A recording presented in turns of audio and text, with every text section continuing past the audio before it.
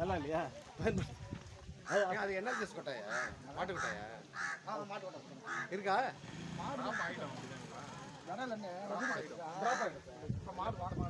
வீடு பாக்கி முடிச்சிட்டீங்களா? தண்ணி வந்து சென்ட்ரல் வந்து கிடையாது. பேமெண்ட் பாக்கி இருக்கா? என்ன மாவா யூஸ் பண்ணுறாங்களா? இல்லை அது சும்மா மாடல் பார்த்துக்கலாம். யூஸ் பண்ணுறாங்களா இல்லையா நம்ம மாடல் பார்க்கலாம்.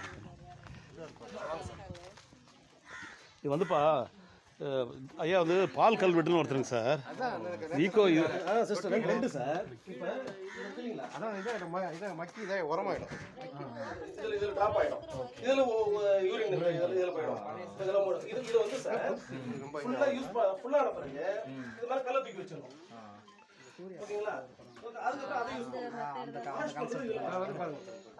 காப்பான் படம் மெத்தடா சார்? ஆமாம் சார். அப்படியே இல்லைங்க சார். எப்படி யூஸ் பண்ணுறோம் சார்? சாம்பல் தோணுன்னு அது இதாகிடும். இது வந்து சுற்றுச்சூழல் கழிப்பறை மேம்பாட்டு கழிப்பறை பேர் ஈகோ சான் டாய்லெட். அப்புறம் இது எருவாயிடும் சார். ஒரு வருஷத்துக்கு பிறகு பின்னாடி ஓப்பன் பண்ணி நம்ம சாந்தா சிலிண்டர் மேடம் என்ன பண்ணுவாங்கன்னா அது வந்து ஒரு பேப்பரில் கட்டி அவங்களுடைய கையில் எடுத்து அவங்க வந்து அவருடைய ஹேண்ட்பேக்கில் வச்சுருவாங்க.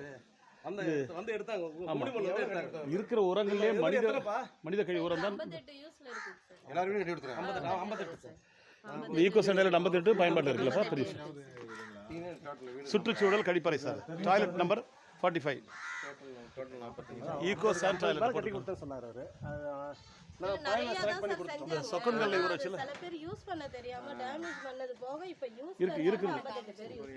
இப்போ இந்த ஊரை பொறுத்த வரைக்கும் ஐயா நிலத்தடி நீர் மாசுபடாது.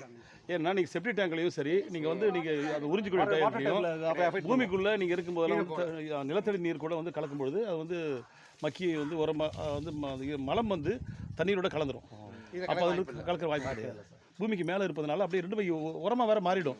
அந்த உரம் வந்து நம்ம வயலுக்கு பயன்படும். உலகத்தில் இருக்கிற எல்லா உரங்களை விட மனித மலத்தின் உரம் தான் வந்து சிறந்தது அவரே ப்ரூஃப் பண்ணுவார்.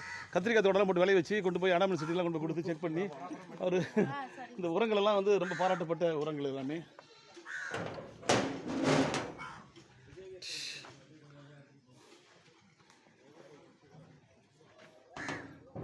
சுற்றுச்சூழல் நல்ல கழிப்பறை ஈகோ சான் டாய்லெட். பால் கல்வெட் என்கிற ஒரு மிகப்பெரிய அறிஞர். அவர் நிலத்தடி நீரையும் இயற்கையும் சுற்றுச்சூழலையும் காப்பாற்ற என்பதற்காக கேரள கடற்கரைகளை பயன்படுத்திய அந்த கழிப்பறை தான் இன்றைக்கு கிராமப்புறங்களிலே இந்த சொக்கன்கொல்லை ஊராட்சி முழுவதுமே அந்த கழிப்பறைகள் பயன்படுத்தப்பட்டு வருகிறது. இது ஒரு முன்மாதிரி கிராமமாக கடலூர் மாவட்டத்தில் நாங்கள் இதை எடுத்து செய்து வருகிறோம். இதை ஒரு தொண்டு நிறுவனம் திரு ஆறுமுகம் என்கிற ஒரு சுற்றுச்சூழல் அறிஞர் ஒருவர் இதற்கான பணிகளை நம்முடைய தூய்மை பாரத் திட்டத்துடன் இணைந்து செய்திருக்கிறார்கள்.